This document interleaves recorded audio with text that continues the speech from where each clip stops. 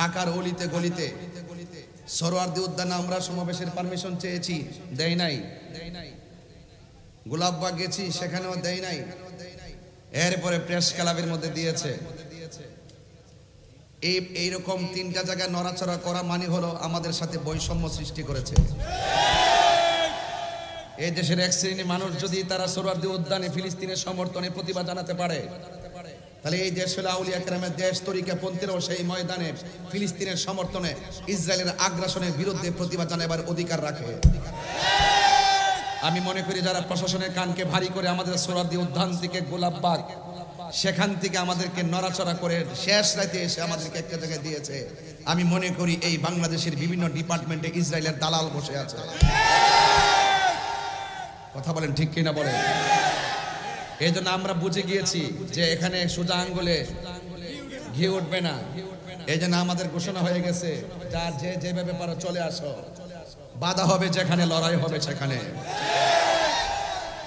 আমরা আজকে জানিয়ে দিয়েছি, আজকে আমাদের আকাবেরগণ, তরুণ যোদ্ধাগণ জানিয়ে দিয়েছে, আপামর সুন্নি জনতা জানিয়ে দিয়েছে যে খালের মধ্যে বাদ দেওয়া যায়, নালার মধ্যে বাদ দেওয়া যায়, নদীর মধ্যে বাদ দেওয়া যায়, কিন্তু মহাসাগরে বাদ দেওয়া যায় না।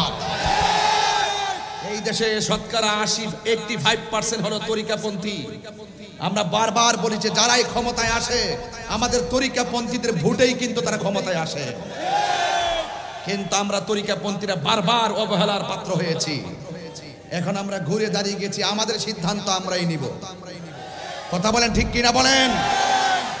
এই জন্য আমরা আজকে বুঝিয়ে দিয়েছি যে মহাসাগরে বাদ দেওয়া যায় না। আহলে সুন্নাত ওয়াল জামাতকে মহাসাগরে, প্রেমের সাগরের নাম। এই জন্য আপনারা যারা আজকে অক্লান্ত পরিশ্রম করে, ফিলিস্তিনের সমর্থন জানিয়ে ইসরায়েলের আগ্রাসনের বিরুদ্ধে প্রতিবাদ করেছেন, এবং যারা ঢাকার রাজপথকে ইয়া রাসূলুল্লাহ ধ্বনিতে কাঁপিয়ে দিয়েছেন, ইনশাআল্লাহ পরিষ্কার আগামীতে শুধু কর্মসূচি ঘোষণা হবে, কোনো অনুমতির প্রয়োজন হবে না। যেখানে কর্মসূচি ঘোষণা হবে সেখানে সরাসরি মহাসমাবেশ হবে। অনুমতির ধন্না আর সুন্নিরা ধরবে না। কথা বলেন ঠিক কিনা? কথা পরিষ্কার। কথা কি? এই বাঁশখালীর মানুষ, চট্টগ্রামের মানুষ, কথা কি? আর অনুমতির প্রয়োজন হবে না, শুধু মেসেজ দিবে, চলে যাবেন। কথা বলেন ঠিক কিনা? আপনারা যারা এখানে এসেছেন, আমার যুবক ভাইরা, আপনারা দেখেছেন তো, ঘুরে দাঁড়িয়ে গেলে সব শেষ হয়ে যায়। আমরা সুন্নিরা দাঁড়াতে হবে। আমাদের সংগ্রামের পরে যে অনৈক্য ছিল, মাসলাকের অনৈক্য ছিল, মাসলাকের দূরত্ব ছিল, 57 বছর পর্যন্ত দেখেছেন ওই মাসলাকের কারণে কেউ কাহারো টেবিলে আসে নাই। আল্লাহর রহমতে আমরা ওই দরবারগুলো, মাসলাকের ভিন্নতা থাকলো, আমরা ইস্যু ভিত্তিক ঐক্য হয়ে গেছি। কথা বলেন ঠিক কিনা?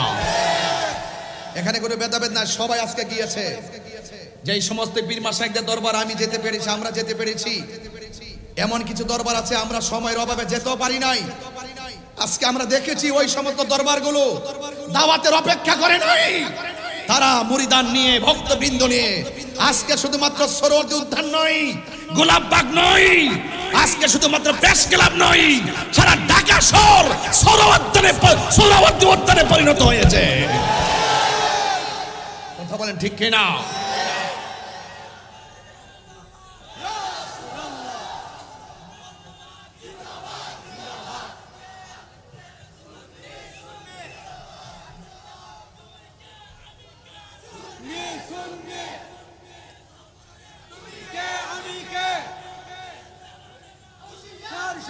যারা অক্লান্ত পরিশ্রম করে আজকে গিয়েছেন, সারা বাংলাদেশের পীর মাশায়েখ, আপামর মুসলিম জনতা, সুন্নি জনতা, দল মত নির্বিশেষে যারা এসেছেন, আমি সকলকে ধন্যবাদ জানাই। এবং আগামীর যে কোনো কর্মসূচি বাস্তবায়নের জন্য ডাক দিলে আপনাদেরকে কি পাওয়া যাবে?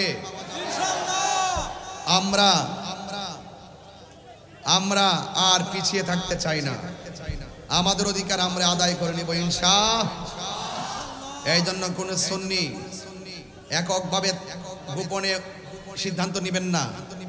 সারা বাংলাদেশের আকাবেরগণ সিদ্ধান্ত দিবে এই তৃণমূল সুন্নিরা কোন দিকে যাবে। কথা বলেন ঠিক কিনা? এই জন্য এই দেশ আউলিয়া কেরামের দেশ, এই দেশ বাবা শাহজালালের দেশ। 360 আউলিয়ার পদতলিতে সিলেট ধন্য, 12 আউলিয়ার পদতলিতে চট্টগ্রাম ধন্য। কথা বলেন ঠিক না বেঠিক? এই জন্য আপনারা সবাইকে এক আছেন। কারা কারা ঐক্যবদ্ধ থাকতে চান 2 হাত তুলে দেখাবেন ইনশাআল্লাহ।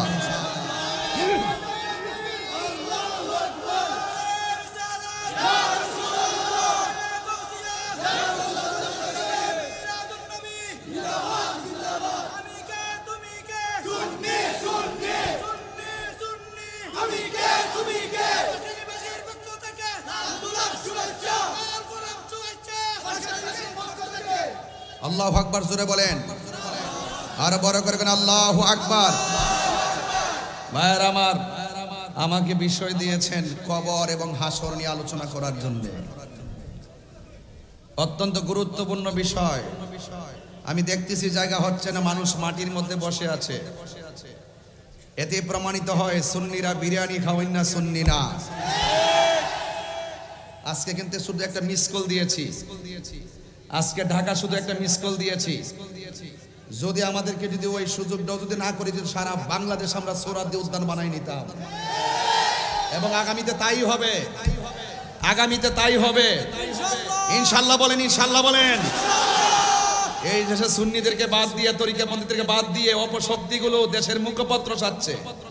মনে হয় যেন তারাই একমাত্র ধর্মের মুখপাত্র। এরা ধর্মের নামে অধর্মের চর্চা করে জাতিকে বিভ্রান্ত করছে। কথা বলেন ঠিক কিনা?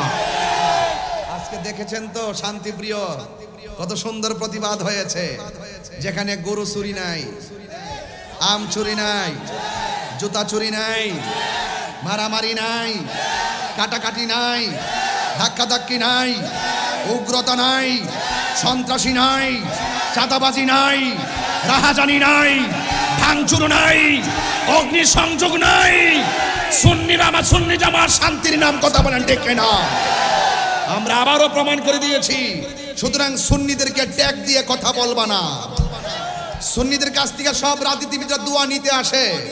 তার মানে এই নয় যে সুন্নিরা খানকায় বসে থাকে আমরা রাষ্ট্রের খবর নেই না, নেই। আমরা খানকায় বসে আছি বলেই আমাদেরকে অনেক দুর্বল মনে করেছিল না, না না না না। সুন্নিরা এখন রাজপথেই নেমে তাদের অধিকারের কথা বলবে ইনশাআল্লাহ। কথা বলেন ঠিক কিনা?